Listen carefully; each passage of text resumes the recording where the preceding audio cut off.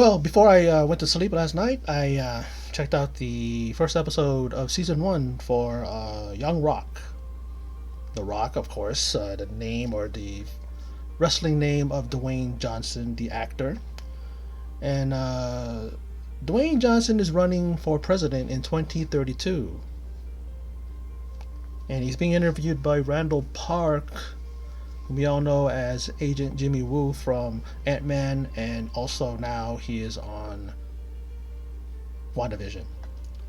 And the one thing I noticed about this is the fact that Rock and Randall Park don't even look old.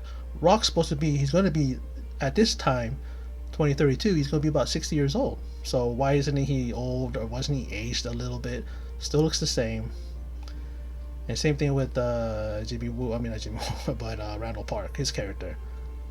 Come on, but I get it. It's a comedy, I get you guys suspend your disbelief. Okay. And then he's being interviewed, and it's like, how can you, associate or, know what the common people, are going through. You don't, you know what I mean? It's like, how can you run for president and then people know that you're very, very affluent, you have quite a career, lifestyle, and everything, but wants to he wants to remind him that I came from humble beginnings, where we were struggling, and then it goes back to him being goes right into him being a kid. He was his mom there. They're in the little arena there, or a little armory, I guess, where they're wrestling, where his dad's wrestling Rocky Johnson, who was a former WWF before he had the three W's, tag team champion with Tony Atlas, and I believe he was also an Intercontinental champion. The reason why I say that is because I know he was, but sometimes they don't mention that he was an Intercontinental champion. I mean, I could remember hearing that he was. I mean, maybe I'm mistaken, but But anyway, we see him as a kid, and they go to his grandmother's house, and we see the Wild Samoans, we see Junkyard Dog, Iron Sheik, and also Andre the Giant, and of course, majority of them are gone now. The Wild Samoans are still around, and so is the Iron Sheik, but Junkyard Dog has passed, and so has Andre. And we see these guys who are cast, and it's but we'll get to that later on. But as a, we see that, and then we see The Rock as a teen, and in order for him to keep up appearances that he's a rich guy, or that he's a kid with good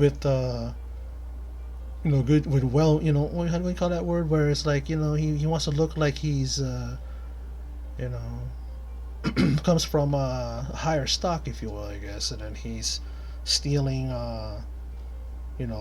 stuff from stores, clothing stores, and all that, so that he can look rich. And he even buys, with $103, a bum-infested car. And it's a hilarious scene because in the scene, him and his friend get the car, they're driving, all of a sudden this guy pops up, and then they stop the car, and who are you? The guy's name is Waffle. And then they go to open up the back of trunk, and then another homeless man pops up. It's like, what the hell, But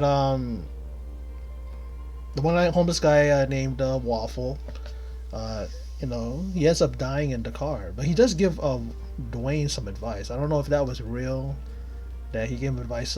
Pretty much is like not to give up, and not to to keep pushing, to keep going for your dreams, something like that. But it's like he was pretty much giving him advice to not give up. He dies in the car, unfortunately. And Dwayne just abandons the car, and he lets the 911 dispatcher, I guess that's whom he called, it couldn't be anybody else, but calls them and says that there's a dead guy in the car, and I am Mayor McCheese. And he just, after telling his mom that, hey, we got a car, he picks her up at the bus stop, before that, and stuff. She gets to meet Waffle. She likes him, she thinks he's a nice guy. But that scene was really, really hilarious, like that scene with the homeless guys. And it's like, it makes you wonder, man, like, I got to watch some Rock interviews and see if this actually happened. I think I do remember him saying that he got advice from a homeless man in the car. I think I remember hearing that. I gotta look at some old interviews or maybe even some current interviews, and maybe it's true, real. Because sometimes these guys they will imbibe a little bit, and they'll kind of go over the top with the truth and not and kind of because you got to do that because it's entertaining. Because sometimes the truth is really not entertaining, and that's the reason why a lot of people they kind of like exaggerate the truth because it's not going to be exciting if you go with the real thing. But that's that. And then this next stop is the University of Miami, and I believe that, well, it's known that University of Miami, but yeah, I think Farouk or Ron Simmons was from Florida. I believe he was in University of Miami, but I think who were the guys that he was with? So there's a lot of guys that I think. Oh, what's his name? Um, Damn it. He was a guy who was a Pittsburgh Steelers.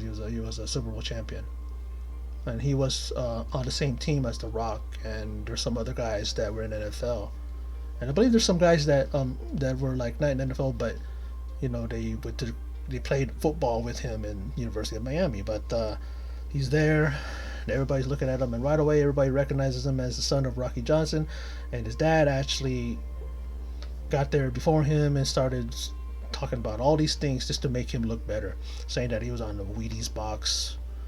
It's something like it was in France. Oh no, that's what Rock said, right? His dad's like, no, don't say that, like that, but like his dad kind of like made it worse for him because everybody was laughing at him. And then he sees the board that has these names and a certain weight, certain reps, right? Turns out it's a record for the most reps for bench press, and he ends up breaking that, and it kind of breaks the tension and breaks the ice, and he ends up being cool with everybody there, and he does prove himself, and he does get some, I guess, some friends. We're gonna see what happens if they continue. If they kind of went really quick from his youth all the way up to his thing. I mean, they could have at least extended, just focus on him as a child during the first episode. Because I don't mean, how many episodes are there? Like 5, You go right to when he was in high school. What's the next episode going to be? When he makes his debut in WWE at Survivor Series in 1996. Yeah, but I gotta tell you though, the actors in this show are decent, and some of them look like who they are playing, like I was saying earlier, and the actor playing Rocky Johnson is a dead ringer.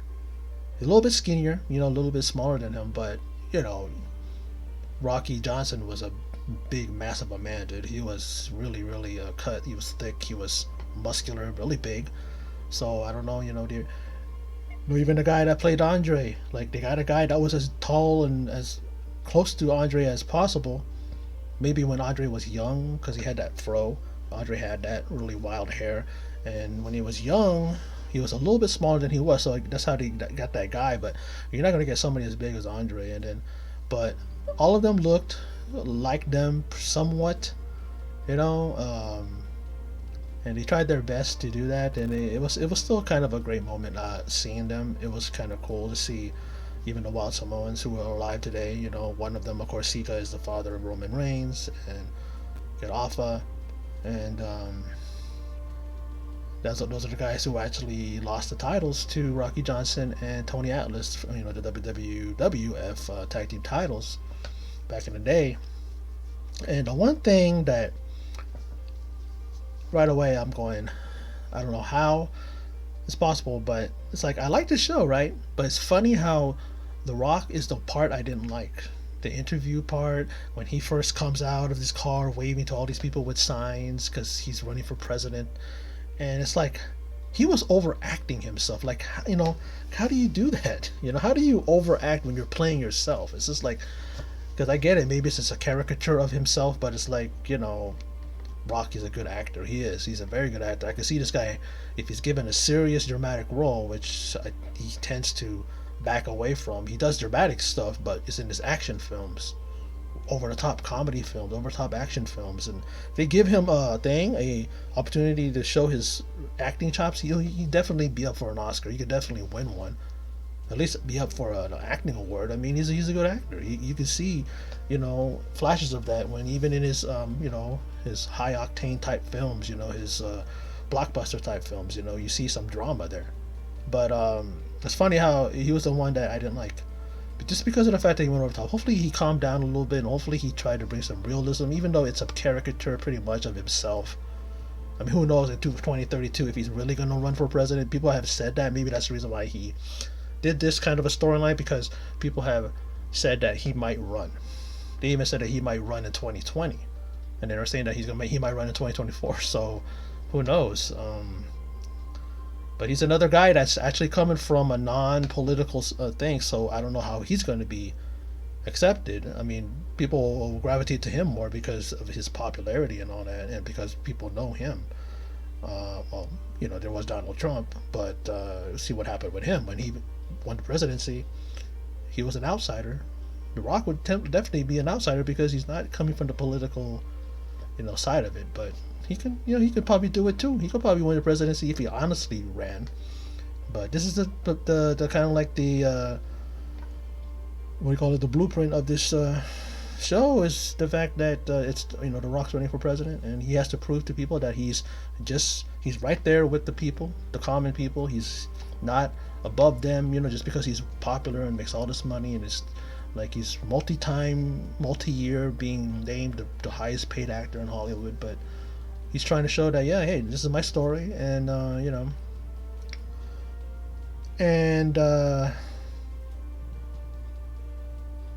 thing about it though is that like, even though I am a fan of The Rock, I'm not a fan of The Rock, but I can appreciate what he went through and to be where he is now. Like, we saw that in this episode, and I really am only watching the show because of the old school wrestlers depicted here. If it was solely a TV show with The Rock, I couldn't care less. I couldn't be bothered. That's the very reason why I didn't watch his show Ballers, the show that's, I believe, it's on HBO. But it was a really good show, really fun. I'm an old school WWE fan, and I do love everybody that's in WWE now, but man, whenever you bring up anything with the old school, when you bring them into the picture, I am hooked. I am there. Hopefully this is the launching pad, and they could do a show about Andre. They could do a show about Junkyard Dog. They could do a show about Iron Sheik with the same type of premise. Iron Sheik is still alive. He can use the money. He's just doing the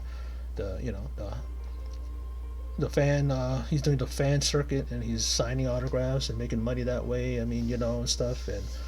But these guys definitely deserve to make their money now. They deserve to be recognized because they're the pioneers. These guys that they're showing in this show were the ones that made it possible for future generations, namely The Rock. But yeah, I enjoyed it. Hopefully, like I said, The Rock. Hopefully, he kind of comes down to earth, and he actually tries to, act, and not be overacting. Like, it's you, dude. You're the one you're portraying yourself. How could you not? I might be going over the top and being exaggerating, saying that he's for acting, but it's like, it just seems like that. To me, it feels like it. Wasn't bad, but at the same time, it's like, when the show's about you, and then you like the flashback stuff and the stuff about his younger things more than when you see him, there's something wrong with that. But not really complaining, in the sense that overall it's a good show. It's fun. Like I said, it goes back to the time of old school WWE, maybe even before that. But the one thing I had a problem with also is the fact that they really went too fast. They kind of showed a little bit of his when he was a kid, and then they showed him as a teenager, and then all of a sudden he's at the University of Miami. Maybe they're gonna go back and forth. That's probably what they're gonna do. They're gonna go back and forth. But there's a general theme, to it. Like this time, he basically pretty much was just his beginning. Like you see him, growing up and all that stuff. And they're probably gonna go back and forth, and they might have a chunk of his youth, and then maybe a chunk of his young adulthood and stuff like that. But like I said, overall I liked it. I had fun. But anyway, that's my recap and thoughts of Young Rock, starring Dwayne Johnson. Taking a look back at his youth from it was like 1982, 1987, 1990. Those are the years that you kind of going back and forth like that. But anyway, that's my video. So for those of you who stop by and check that out, I appreciate it. And closing, as always, take care.